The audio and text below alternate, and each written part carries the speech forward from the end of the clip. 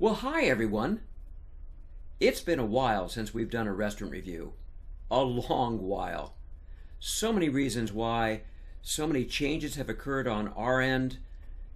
Busy, of course, but we'll get into the various reasons why as we go through the video. Today, we're going to be talking about a really great restaurant, one that we have frequented many times on our trips north on the 101. This is one of our continuing series of great restaurants on the 101. And as we get into this, come on down, join us for a meal. I know you're going to like it. My wife and I are self-proclaimed foodies, no question about it. We love fine dining, tablecloths, and great service, although sometimes we'll do more down-home dining too. It's all about the great food. So we're bringing you reviews of great restaurants in San Diego County and beyond. 25, and we're on our way to the Bay Area to visit our son and his family. Since the pandemic, well, we've been driving rather than flying. It does take us 2 days, and that's because we stop a lot and stretch our legs, but that works for us. Now, Atascadero is about the halfway point. It's just north of San Luis Obispo, and that's our stopping point for dinner and the night. As many of you know, this is the first video I have posted since March of last year. One of the reasons we're taking this trip is that I'm in the midst of selling my office complex, now not the business, just the office condo that housed the business for the last 42 years. This is the last chance we will have before we get very busy closing that escrow and moving the law practice and all the equipment and furniture out of that office complex into the house and then getting it reset up. And as you might guess, that leaves very little time for restaurant review videos. If you have ever had to sell a commercial structure, you know what a grueling process that can be. Generally far more complex than a residential real estate sale. Now, for me, the most difficult aspect was the several extensions of escrow that we gave the buyer so that he could obtain his SBA loan, something which at times I had serious doubts was ever going to take place. But it did, and we did close, fortunately. But I'd be interested in hearing your trials and tribulations in a real estate transaction. So comment down below as to what was your most difficult aspect in one of these sales. To the other reasons why I've been absent from YouTube for so long, a little bit later. For now, let me just ask you to subscribe, hit the subscribe button down below so that you can find our videos easily. Hit the like button so that you've told YouTube to serve it up to more people. All of that really helps out the channel. We really do appreciate it. Thank you. So we check into a motel and take an Uber Lyft into downtown Atascadero. Because remember, responsible drinking, right? Now, the downtown area of Atascadero and the whole town, it's really a quaint little town in Central California with some really great buildings architecturally. And better yet, they have some great restaurants downtown. Because remember, never another bad meal, ever. Barley and Boar is our selection for tonight. And you know, after you've been on the road all day long, it's kind of great to walk into a restaurant that you have high hopes of being truly wonderful. And remember, coming up later, we'll be giving this restaurant a Traveling Foodie Attorney rating, that and the legal tip of the month coming up toward the end of the video. So as you open the door, it is extremely welcoming. I love the boar theme. They led us to our table and we sat down and we found this sign. It really set a great mood. And it wasn't too long later that the waiter came over and introduced himself. What a terrific kid. But then, to me now, everyone's sort of a kid. So surprise, surprise, it was now time for drinks. I ordered what they called a fit for a king, sort of their take on an old-fashioned. California whiskey, ginger syrup, and walnut bitters. I thought it was really, really great. Susie, well, she had a golden goblet. So that was rye whiskey, vermouth, Grand Marnier, walnut liqueur bitters, and a bone broth syrup. I had a taste of it. It was really good too. So here is my wine. The nose, or the fragrance, is absolutely delightful. Nice ruby red color. The taste is great. For our main, we had the pork special for the night. So this is the pork. What's the description on the pork here? What do we have? I have a Barraco Tonkatsu pork from Spain. I got that part. With broccolini, sweet peppers, shallot, tomato, herbs, various other things. But look at that! Look at that sauce. The sauce is beautiful. What the sauce is. But the sauce is beautiful, isn't it? Look at it glistening and wow. And the taste is, it's a little bit spicy, I think. Would you say it's a little bit spicy? A hint. Let's see what else we got here. Tomato base, you think? It is tomato based, yeah. Definitely is tomato based. And we finished it off with the Moretta cream puff. Oh wow! Strawberry rhubarb compote on top with Moretta chili and a whipped chèvre pastry. That's basically coat cheese. It was unbelievable. Just thinking about it while I'm recording this video is getting me salivating. And now for the legal tip of the month.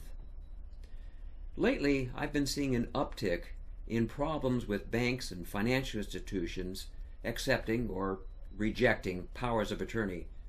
We're going to call them POAs for short. And to make matters worse, every bank has its own rules. Each branch interprets those rules differently, and seemingly those interpretations change from week to week. And as you might guess, some financial institutions and banks, well, they're worse than others. Now, if you're not interested in this topic, you can certainly skip forward on the timeline to continue with the restaurant review.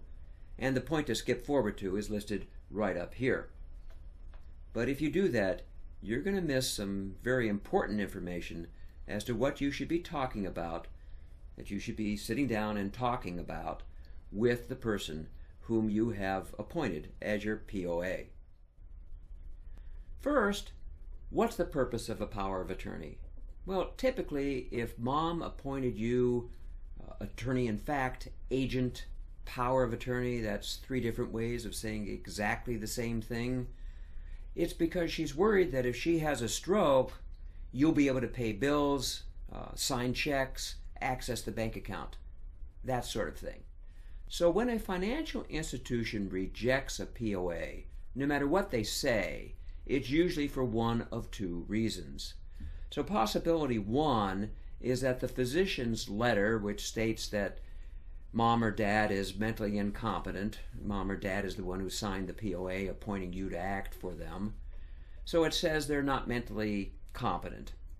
But it doesn't meet the exact requirements of what the document says it needs to say. And yes, that's usually in the document itself. And the second reason is, well, banks just really kind of hate attorney-drafted POAs. They would much prefer that you use their standard form, standard boilerplate, minimal coverage form.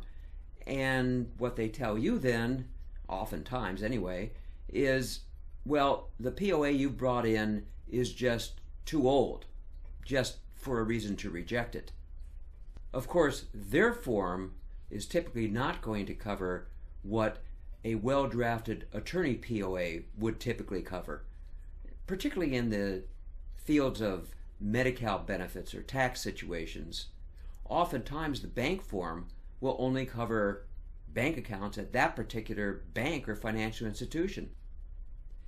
In other words, bank forms are fine if you have a small bank account at the bank or very little net worth, probably not or, but and, because they just really don't cover enough of what we need covered.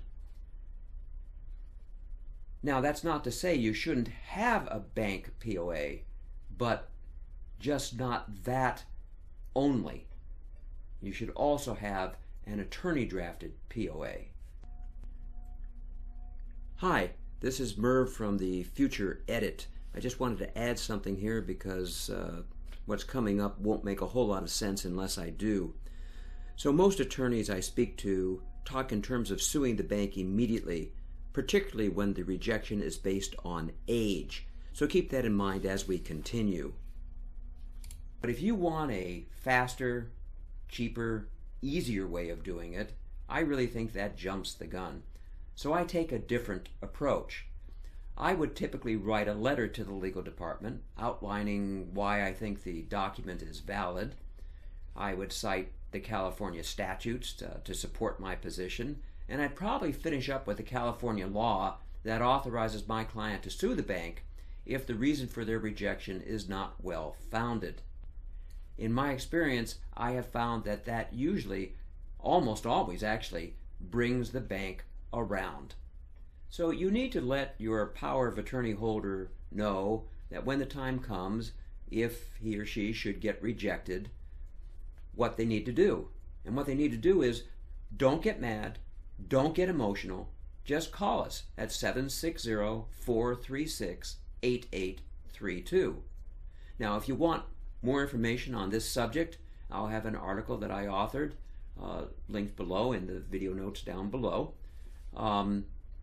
And you know what? Just to keep the boys and girls at the State Bar happy, once again, my name is Merv Miller, and I am the Traveling Foodie Attorney.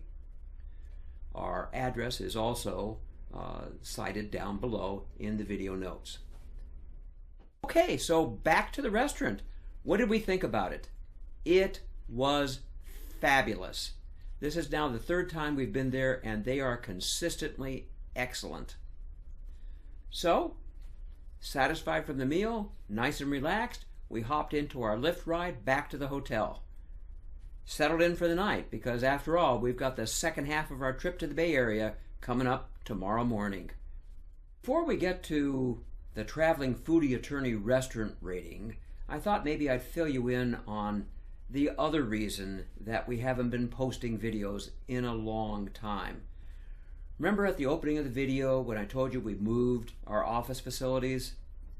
Well, when you haven't moved things for 42 years, they tend to get pretty dusty. And unfortunately, I didn't realize just how much dust I was eating until it was too late. So I developed a violent and persistent cough for 3 months. Now it eventually got better, but 3 months is a long time, and I'd be lying to you if I told you that I wasn't getting worried, because I certainly was. At least the medical tests were all coming up negative, so that was a good thing. And then with excellent eating habits, you know, the stuff your mother told you long, long ago. Eat slowly. Chew each bite 32 times before you swallow it. Eat less but more often. All of those types of things. It went away as if it had never been there. Okay, the score for the Barley and Boar restaurant in Atascadero. So for the food, to me, the most important aspect, I'd give it a 9.5 on our 10-point scale. Service, that kid was great, so a 9.9 there. And ambiance, well, it's not exquisite, but it's really nice. I'll go for 8.7.